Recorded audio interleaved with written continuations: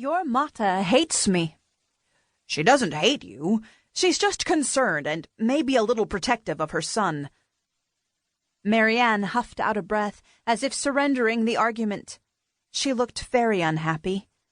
Jethro resisted the urge to pull her into his arms. I don't blame her for hating me, and they're your woods just as much as they're mine, but your mum is here to scold me, and I don't want to talk to her. Will you tell her? He forced a painful smile onto his face. Marianne didn't like his parents being here, but they were going to help Jethro win Marianne back. Of course I'll tell her. She's not here to argue. She loves you as much as she loves me. Marianne nodded, but it was plain she didn't believe him.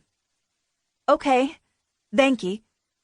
He wanted to reassure her that Mum really did love her, but Marianne hadn't said anything he could argue with, so he let it go. Besides, he didn't want anything to overshadow his gift. He showed her the paper bag and couldn't help the wide grin that stretched across his face. I brought you some fish. I thought you might like it for dinner tomorrow. She expelled a long breath. That's very kind of you, but I don't like fish. Save it and make dinner for yourself.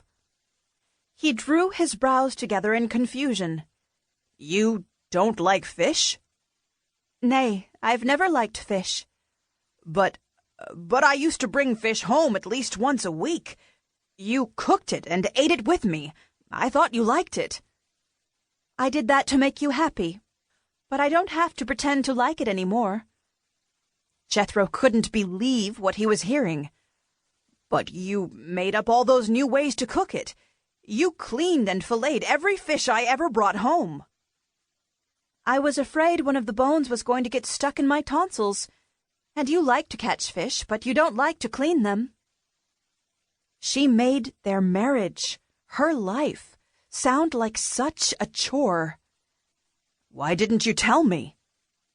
She hesitated, as if weighing whether she should trust him or not.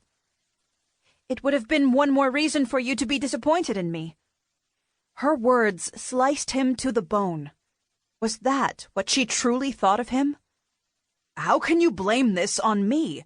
I wouldn't have brought fish home if I'd known. She didn't even seem upset.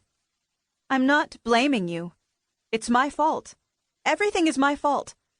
Does that make you feel better? Of course it didn't make him feel better. Lord, is it I? What did it matter if he was right and she was wrong? Did he love her or didn't he? Did he want her to come home or not? How could he fall back into the same pattern of arguing with her when 3 days ago he'd promised himself he'd never again do anything to hurt her? Jethro shut his mouth so fast she probably heard his lips smack together. He was beginning to realize that everything he thought was Marianne's fault was turning out to be his. Maybe she should have told him about the fish.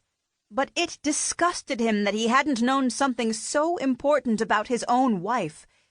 He had started fishing after they lost the baby because fishing took his mind off the pain, and it got him out of the gloomy house where Marianne had done nothing but cry. He'd been a coward. I was never disappointed in you, Marianne, he whispered, even though she wouldn't believe him. He hadn't given her a reason to believe him in 4 long years. Okay, she said, looking past him as if he weren't even there. I talked myself into believing you liked to clean the fish, mostly because I didn't like to do it, and I really hoped you did. You were willing to do it, but I never even asked if you liked to. It doesn't matter. He picked up the edge of her shawl and fingered the tassel at one of the corners. She stiffened like a prairie dog at the sound of a fox. I was disappointed about the baby, but never about you. I loved you, Marianne. I still do, more than ever. You don't have to lie to me, Jethro. I saw it in your eyes. I don't know what you saw, but I'm not lying. A stifled and short moan came from Marianne's throat.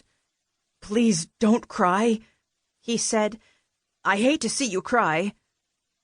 Marianne wiped a hint of moisture from